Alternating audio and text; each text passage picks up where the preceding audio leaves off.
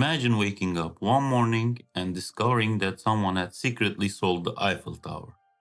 Not a piece of it, the entire thing. And the strangest part is that for a brief moment in history, the buyer actually believed the deal was completely real. This is the story of Victor Lustig, a man so convincing that he managed to sell the Eiffel Tower.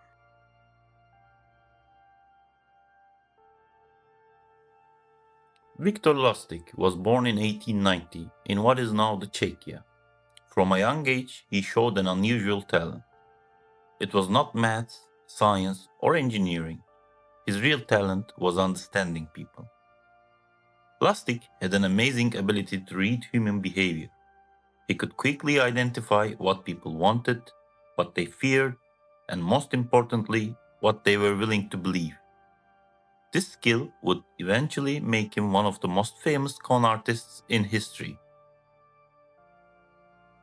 As a young man, Lustig traveled across Europe. He stayed in luxurious hotels, dressed in elegant suits, and carried himself with the confidence of a wealthy aristocrat.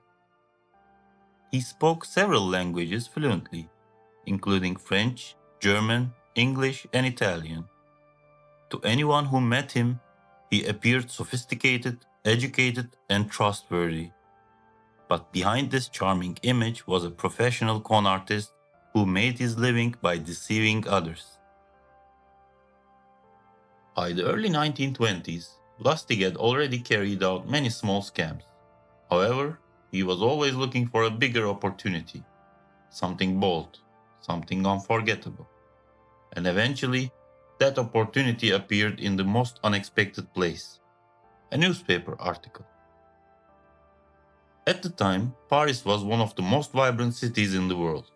Artists, writers, and businessmen from around the globe filled the streets and cafes. Towering above the city was one of the most recognizable structures on Earth: the Eiffel Tower. Today, the tower is beloved by millions of visitors every year. It is a symbol of Paris and one of the most famous landmarks in the world.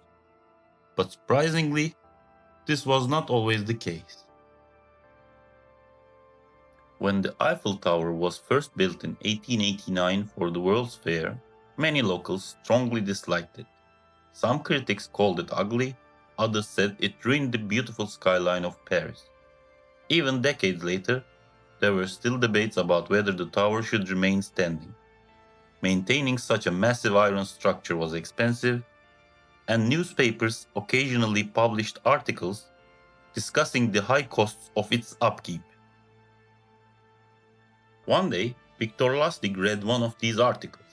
It mentioned how expensive it was to maintain the Eiffel Tower and how the government sometimes struggled with the cost. As Lustig read the article, an idea began to form in his mind. At first, it probably sounded ridiculous, completely impossible.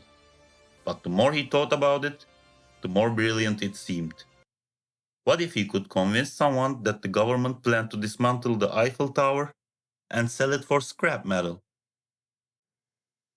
To carry out this plan, Lustig needed to create the perfect illusion. He decided to pose as a high-ranking official from the French government. Specifically, he pretended to represent the Ministry of Posts and Telegraphs, a department that sounded official enough that most people would not question it. He prepared forged government documents, printed official-looking letters, and carefully crafted a convincing story. Next, Lustig rented a luxurious suite in one of the most prestigious hotels in Paris. The setting was important because appearances mattered greatly in business. A luxury hotel would make everything feel more official and believable. Then he selected 5 of the largest scrap metal dealers in the city and sent each of them a confidential letter inviting them to a private meeting. The letters claimed that the French government was dealing with a sensitive situation. According to the message, maintaining the Eiffel Tower had become far too expensive. The structure required constant repairs and maintenance, and the government was quietly considering dismantling it. However, because the Eiffel Tower was such an important national monument, the entire operation needed to remain secret. Only a small group of trusted businessmen had been invited to participate in the bidding process. When scrap metal dealers received the letters, they were both confused and intrigued. The idea seemed unusual, but the opportunity was enormous. The Eiffel Tower contained thousands of tons of valuable iron. If someone managed to purchase it for scrap, the profits could be massive. Curious to learn more, all five businessmen agreed to attend the meeting. When they arrived at the hotel, they were greeted by Victor Lustig, who was dressed elegantly and carried himself with the calm authority of a government official. He welcomed them into a private meeting room and began explaining the situation. With confidence and professionalism, he told them that the French government could no longer justify the cost of maintaining the Eiffel Tower. The structure had become expensive and controversial, and dismantling it had quietly become a serious consideration.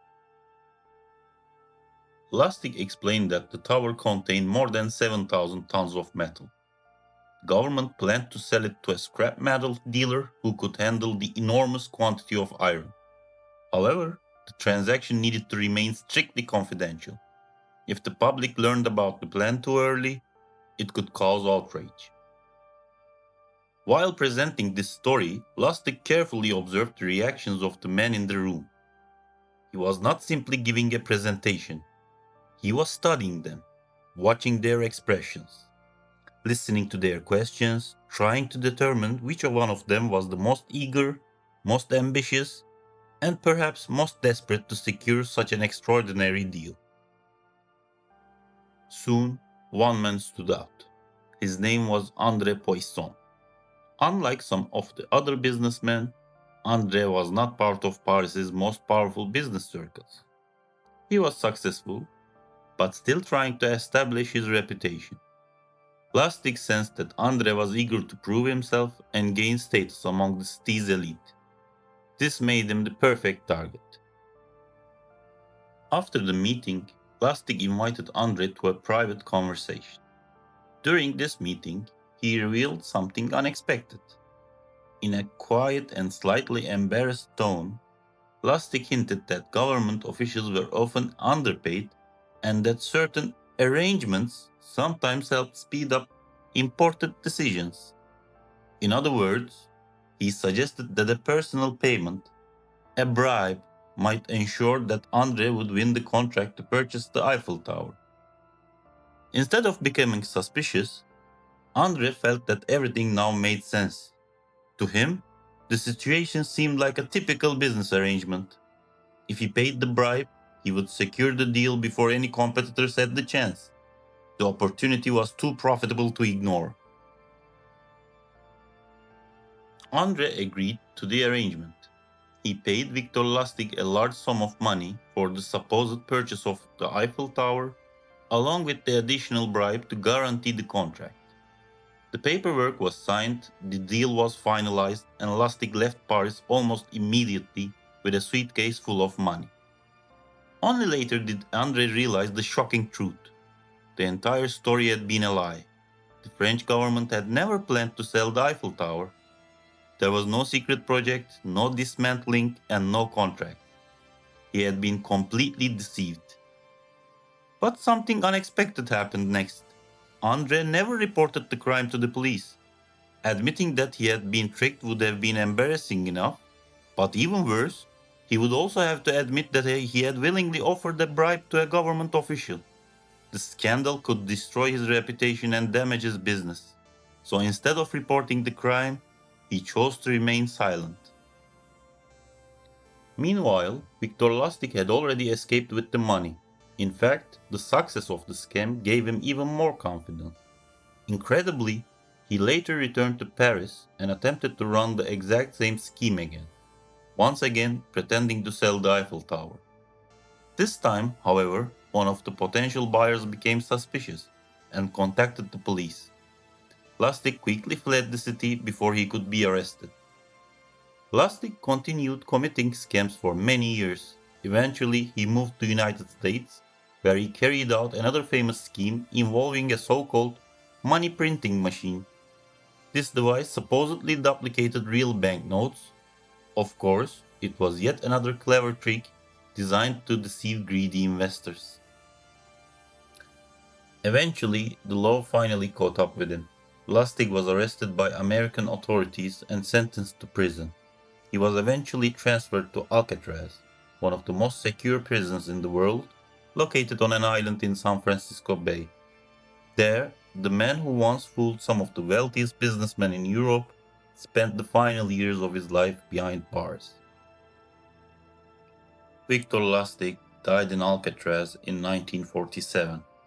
The Eiffel Tower, meanwhile, still stands proudly in the heart of Paris. Millions of people visit it every year, taking photographs and admiring the view from the top. Few of them realize that, nearly a century ago, one man managed to sell the entire tower with nothing more than confidence, charm, and an extraordinary understanding of human psychology. Thanks for watching. If you enjoyed the story, consider subscribing. I share interesting stories like this every week.